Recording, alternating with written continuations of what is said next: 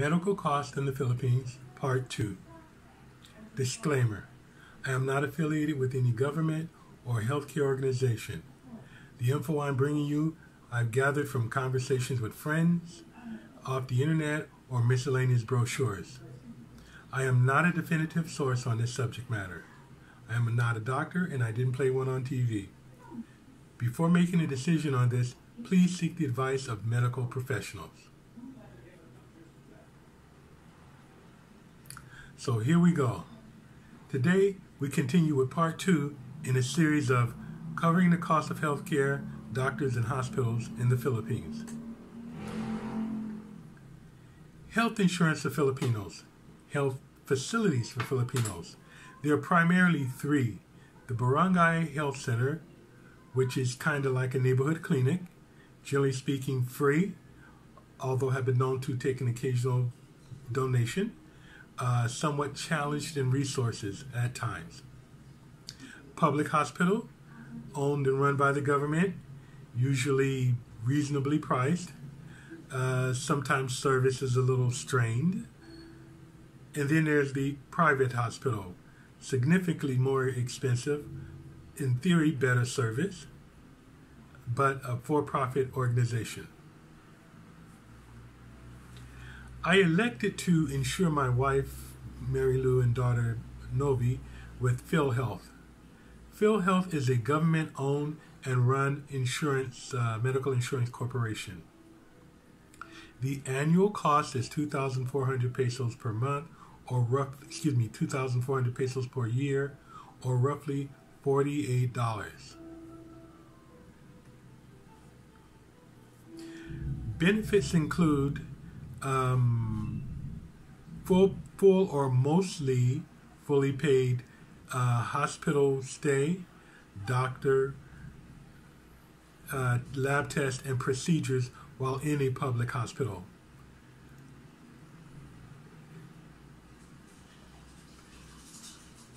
If they elect to go to a private hospital, the PhilHealth would not cover it, but it will grant you a 30 to 50% discount on the standard prices of the private hospital.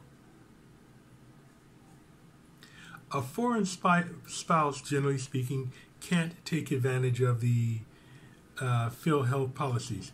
In years past, they did. You may hear of an occasional one, but there are usually strings attached to that. We'll cover some of those strings a little bit later. But currently, the PhilHealth, as the price that we're quoting, the 2,400, is for the average Filipino family that might be a husband, wife, and a few kids. All of those would be covered. Kids would be covered up until the age of 18. If a foreign spouse should happen to want to be covered, they do offer policies at 15 to 17,000 pesos. That's 300 to 340 US dollars a year. That's a little more than what a Filipino would pay, but substantially less than what you would pay in the West, or in America to be exact.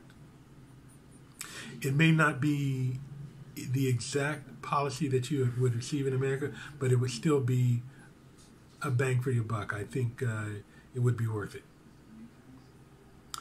In addition to the standard PhilHealth policy, they do offer what are known as Z benefits. A Z benefit is a premium additional package that they can have attached to their PhilHealth policy. It generally costs between 3,000 and 5,000 pesos.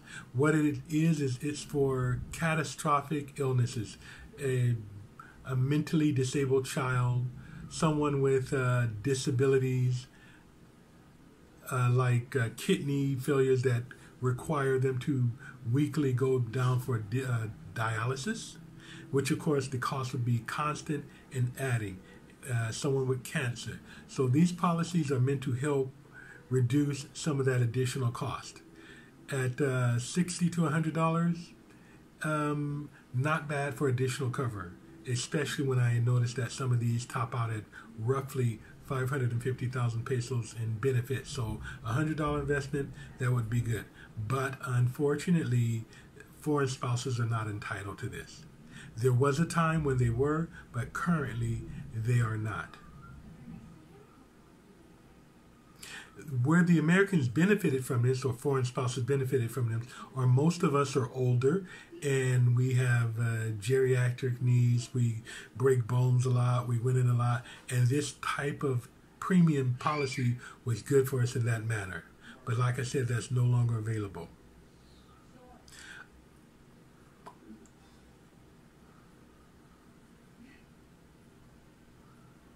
Currently, personally, I'm on a cash per visit basis with my doctor.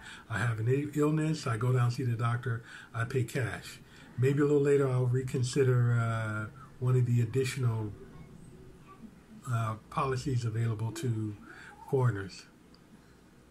I might add, one of the exceptions to that is a foreigner with a retirement visa, but we know the retirement visas have quite a few strings attached, usually large deposits in a bank, et cetera, et cetera. So generally speaking, at least for me, the strings attached to the retirement visa are not sufficient, not good enough for me to make that investment, for me to go that route. But it is something for you to consider. Fortunately, I've noticed that the Philippine government is moving forward with the universal health care program. I'm really pleased to see that. In theory, what that's going to grant is medical health care for all Filipino citizens. Not foreigners once again, but that's okay. I would just be pleased seeing that my wife and all my other Filipino loved ones have access to medical care. What that is meant to cover is hospitalization in a public hospital, any procedures, medicines, lab work, providing them with a primary care provider, providing them with primary care, medical services, mental, and emergency health services, medicines, diagnostic test, and laboratory test. If they are hospitalized, they can expect to share a semi-private room, which would be something between 2 and 4 people to a room, with a fan, and a selection of food from a limited menu. What's not covered on the on the universal healthcare program is private rooms, private hospitals, air conditioning, telephone, television, and the expanded menu choices, amongst other things. Next, I'd like to speak on American veterans. I don't know much about the UK or Australian veterans package. I don't even know much about the Americans, to tell the truth. I'm not a vet, but I do have a few friends that served, and what I'm about to tell you is what I gathered from secondhand conversation. So I understand that there is a Veterans Administration in the Manila area that includes an outpatient clinic. So that means if they go there, they can get any procedures that the VA can provide in an out-clinic basis. They can get medicine prescriptions refilled, laboratory test, and that's about what they offer on an outpatient basis.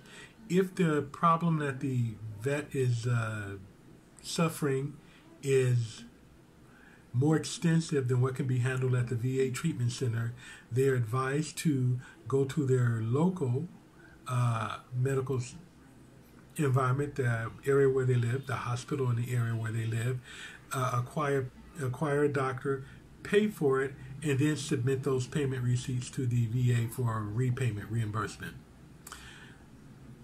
That's a little bit of a strain, as I hear. I can imagine very few people, even though the medicine or medical cost in the Philippines is less than it is in the U.S., is still substantial, and very few people have that kind of money available.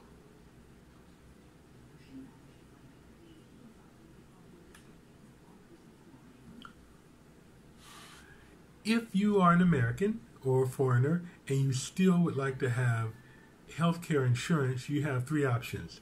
There's the local healthcare policy, which is you find the company that provides that. They would be here in the Philippines. You pay them, and they are affiliated with a hospital, a group of hospital, or a chain of hospitals nationwide. You go there and they will take care of your medical needs. Second option is international healthcare. There are companies that provide healthcare to various countries all over, and if you happen to be going to a country where they provide health and you have a policy, healthcare, and you have a policy, then you will be treated. That's especially good for people who do a lot of traveling and they go from country to country to country. The third option is a affiliated healthcare policy. Companies like Cigna, they're very large in the U.S., but they are also here in the Philippines, and they're affiliated with various medical groups. So you can have benefit using the same medical system both at home in the U.S. or your Western country, and then here in the Philippines. Hopefully they have a deeper base of knowledge, an international base of knowledge, and they can take advantage of that for in your case. There you have it, part 2 of a summary in healthcare costs in the Philippines. That's another video entry into My Philippine Diary. Thank you. Please like, subscribe, and share.